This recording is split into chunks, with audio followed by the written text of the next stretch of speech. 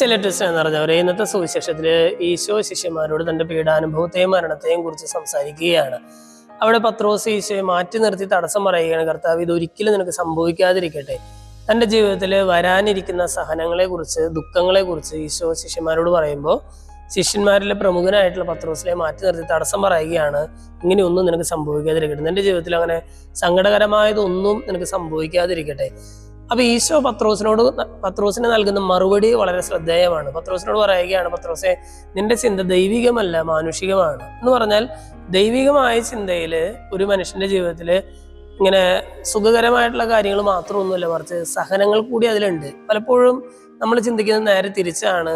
അതായത് ദൈവം നമ്മുടെ കൂടെ ഉണ്ടെങ്കിൽ നമുക്ക് എന്നും സന്തോഷമായിരിക്കും എന്നുള്ള രീതിയിലാണ്, ഞങ്ങൾക്ക് സഹനങ്ങളൊന്നും ഉണ്ടാവുകയില്ല എന്നുള്ള രീതിയിലാണ് നമ്മൾ ചിന്തിച്ചു വെച്ചിരിക്കുന്നത്. പക്ഷേ ഇന്നത്തെ സുവിശേഷത്തിലൂടെ ഈശോ നമ്മളോട് പറയുകയാണ്, ദൈവം നിന്റെ കൂടെ ഉണ്ടെങ്കിൽ പോലും നിന്റെ ജീവിതത്തിൽ സഹനങ്ങൾ ഉണ്ടാകാം, സങ്കടങ്ങളുണ്ടാകാം, പക്ഷെ ആ സമയത്തൊക്കെ നിന്നെ കൈവിടാത്ത ഒരു ദൈവം നിന്റെ കൂടെ ഉണ്ടാകും എന്ന് പറയുകയാണ്.